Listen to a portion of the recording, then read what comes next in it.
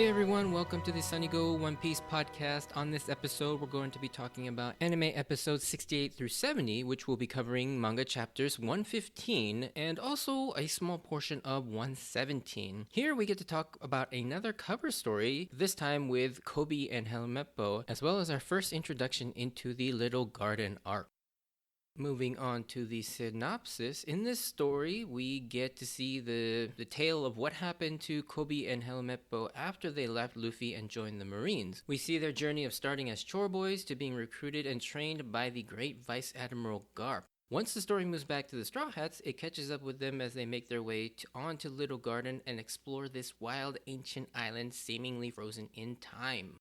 So the difference is, the essence of episode 70 is pretty much all there, but many of the things were rearranged. It would take far too long to list everything out of order, and also bordering on spoilers for some things, but essentially, they left the reveal of the giants to be the cliffhanger of this episode, so any scenes involving them were all removed and put into the subsequent episode. They instead pushed the scenes introducing Mr. 3 and Miss Golden Week up into this episode, and then extended the scenes with Zoro and Sanji in their hunting duels looking for the dinosaurs. Alrighty, moving on to my thoughts. This time we get our second and last cover story, The Diary of Koby-Meppo, that will be animated, which is a crying shame. You all know how I feel about that, but at least we end with a good one. Especially for me, I love Koby as a character. He is the true underdog, rags to riches story that pretty much anyone can relate to. So the story picks up where we get to see what happened to Koby and Helmeppo up till now after Luffy and Zoro left them in Shellstown, where they've been working as chore boys for the Marine base while also becoming good friends with Rika and her mother, the girl that saved Zoro or tried to give him food, and the tavern owner. The one thing I love about the anime is how it actually fills in the gaps and really makes it feel like a fleshed out story with the relationships between the characters being deepened further. This is especially done well with Helmeppo when he reflects on what will happen to his father Morgan when he is to be shipped off to the Marine headquarters to be imprisoned and punished for his crimes. We get an insight into what kind of person Helmeppo really is and how he feels about his privilege and relationship to his now criminal father. The next day, when the Marines from the headquarters arrive, we are then introduced to a pretty huge character, the Marine hero Vice Admiral Garp, who is here to escort Morgan back to the Marine HQ. I love how this guy is portrayed. He appears weak and almost incompetent, but it's that he is so strong and he seems to have this lackadaisical approach to everything and even falls asleep and has this weird insomnia problem. And then he ends up just getting sliced by Morgan and downed so easily. Also, his design is freaking awesome. I love the dog slash hat and mask thing that he has. I always found it interesting that his face is obscured by the dog mask. Like, why is it necessary to obscure his face? Is there something significant about the way his face looks? But it turns out that he is not very weak at all. But before we get to that, the next sequence of events of Morgan getting away, I really like for a lot of reasons. First of all, it shows Koby being, his terrified but badass self as someone who has true loyalty and bravery. But more importantly, it shows a quality in Koby that already feels like is missing from the regular Marines that we've seen so far for the most part, is this sense of integrity and the ability to make the morally right decision even if it opposes the rules of the Marines. With the other half of the pair, Helmeppo, he gains his motivation and drive to grow and become a Marine here, as well as sort of a newfound respect for Koby for sticking his neck out for him. Helmeppo finally sees how his father views him and that he really is a bad man and deserves to be locked up even though he is his family. More significantly though, he wants to stick it to Morgan to show them that he is better than him and that he can rise above Morgan and actually become a very well-respected Marine like his father wanted to look but never actually was. And speaking of Morgan, we also seem to get a bit more depth to Morgan as he doesn't kill Helmeppo and Koby even though he easily could, showing that there is still some part of him that cares for his son, even if he seems to show no love for him. And that's Oda for you, giving us some last bit of character depth for even a minor character like Morgan, who just sort of really doesn't need to be a part of the story anymore, but still shows that this guy has some deeper thoughts to him. And because of the bravery and loyalty they showed to each other, Garp decides to take both of them under his wing back to the Marine headquarters. This is a pretty big deal as they are now being specially mentored by a Vice Admiral. And to give context to that, that is the third highest rank you can achieve in the Marines in the One Piece world. So this guy is a pretty big deal. And yeah, above this you only have an Admiral and the Fleet Admiral.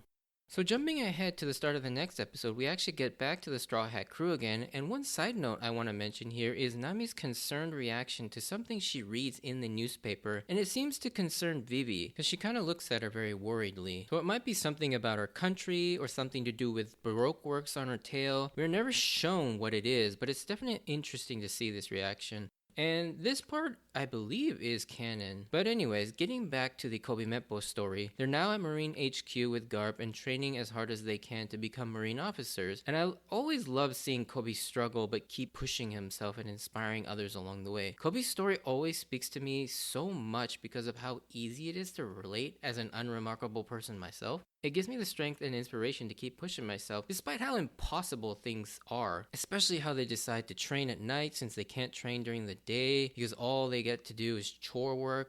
And I love the scene while they're sweeping. Helmeppo screams at the birds for tweeting annoyingly, but it's Garp sitting there with the birds on him watching them work. And that menacing smile with the laser sparkle eyes. I love that scene so much because it's just really funny just seeing Helmeppo get angry but then realize who he's actually yelling at and instantly regretting it.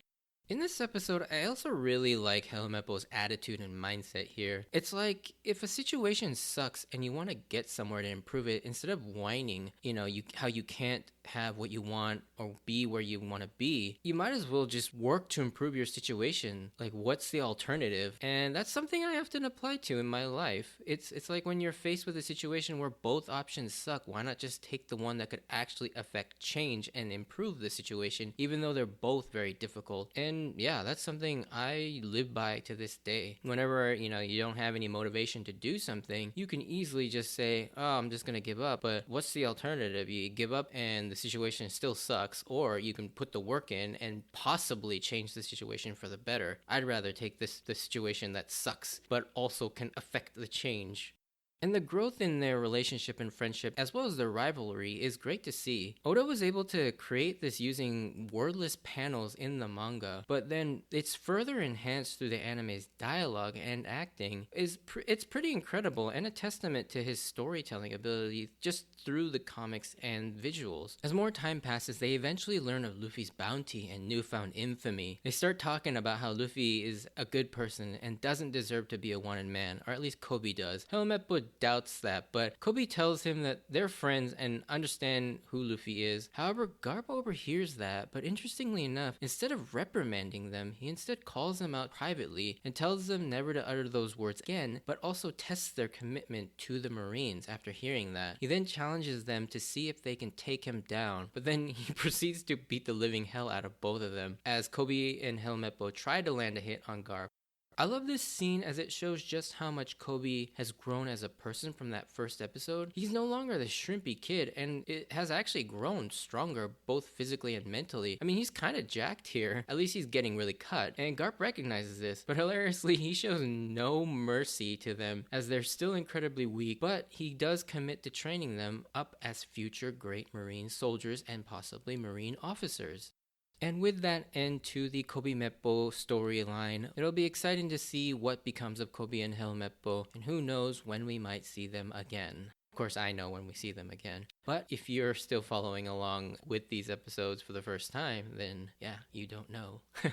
Anyways, with episode 70, we return back to the main story with the Straw Hats making their way and finally arriving on Little Garden. Before we get into the actual contents of the episode, for those watching the Japanese version, you will notice that Nami's voice has changed, and this is because Nami's original voice actor, Akemi Okumura, went on maternity leave, but don't worry, she'll be back once the Little Garden arc is over. But Nami is appropriately replaced by her sister, Nochiko's voice actor, Wakana Yamazaki, and she does an admirable job in her her place. To start off, we get a pretty light scene in the beginning, and I love this scene of Vivi doubting the competence of the crew as they're just joking around with Karu, but then seeing that when things need to get done, they get it done. And it's a really fun theme over this arc where Vivi sort of still has reservations on whether the Straw Hats are actually capable of helping her and protecting her. And I love that evolution of her slowly beginning to understand who these people are and just how reliable they can be. And in a comedic scene, we're introduced to another Baroque Works officer agent pair, and presumably the main villains of this arc. So we are introduced to Mr. 3 and Miss Golden Week, and this pair is far different in demeanor and much more subdued, especially Miss Golden Week, who doesn't even come across as villainous at all. And they're just kind of lounging around in some sort of a resort island, Mr. 3 telling Golden Week not to call him by his code name in public,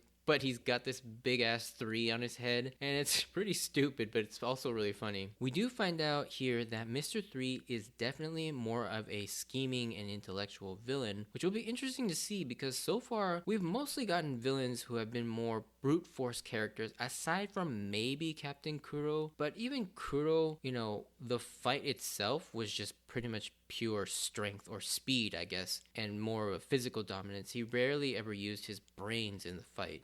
We also get a slight more insight into the explanation of how the agents are determined and promoted, as if they get eliminated by someone, the person below takes their spot. And so we hear Mr. 3 talking about how he wishes that Mr. 2 was killed and replaced by himself.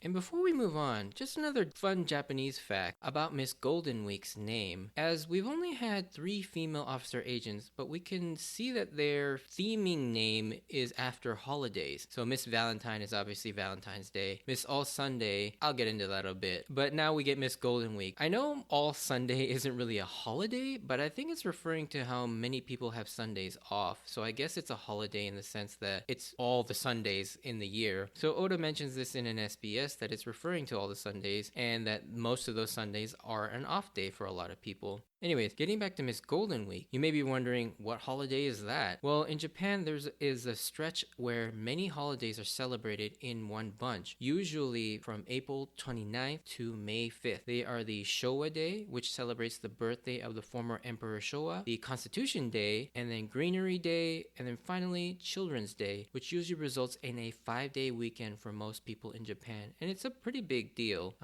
It's like a very big touristy day, and a lot of hubbub happens, and it's like, I don't know what it would be most similar. Maybe like 4th of July weekend for the US. And then kind of on a other side note, we do get some Pandaman sightings here all over the resort in the background of this scene with Mr. 3 and Miss Golden Week. A few are behind Golden Week at 8:26 in the Netflix version. You can see him. Then again, you can spot him in the pool at 8:41. And then again at 8:52 behind Mr. 3. And he's just all over the place.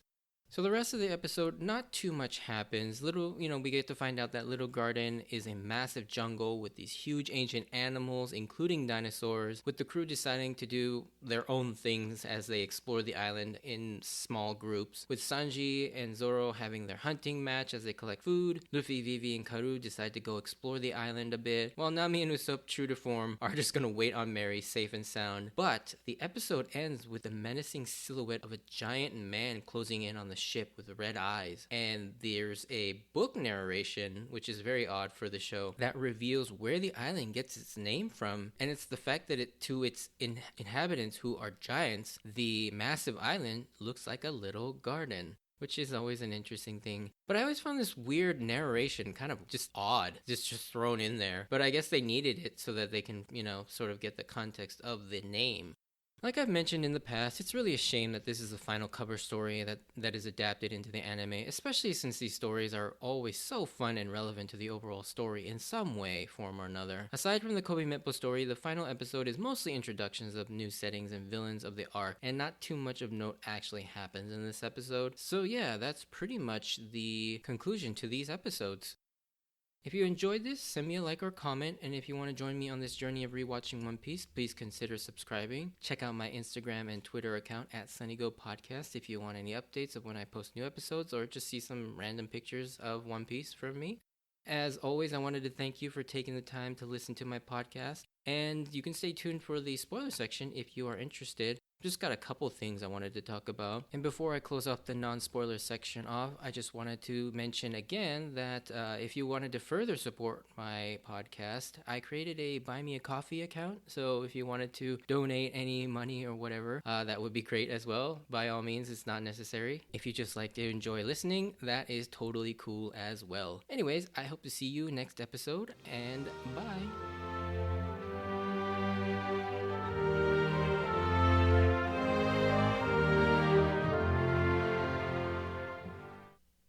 Alrighty, so spoilers section. Not too much I wanted to discuss in this episode, but mostly revolving around Garp. So Garp, first of all, Garp is Luffy's grandfather, which is crazy, and we don't learn that until we get to the end of the Water 7 NES Lobby arc. But the fact that he was introduced here is pretty incredible. And the one thing that kind of weirded me out is the fact that Luffy's non-reaction to Garp being mentioned in the newspaper. You'd think because he reacts to Koby when Nami mentions him in the newspaper, but she also name drops Garp as well. And Luffy clearly knows that this Garp is his grandfather, as he knows that Garp is a Marine officer. So I don't know why he doesn't have this strong reaction to hearing Garp. He doesn't even acknowledge it. I mean, this must have been an oversight in the anime, or the anime folks weren't told of the fact that Garp is going to be Luffy's grandfather, because I have to believe that Oda already knew that Garp was going to be Luffy's grandfather. Otherwise, why would he have that non-reaction to Koby mentioning that he likes Luffy? And in fact, I think that was one of the reasons why he decided to seriously take Koby under his wing and train him, learning that he does in fact like Luffy and considers him a friend. But it is pretty incredible that we got introduced to Garp and we don't see him again forever until all three, Garp, Helmeppo, and Koby, reappear at the end of NES Lobby to drop some huge news, but we will talk about that once we get closer to that arc, and yeah, that'll be exciting to talk about. But anyways, that's really all I wanted to mention in the spoiler section. So yeah, thanks for listening, and I'll see you next week. Bye.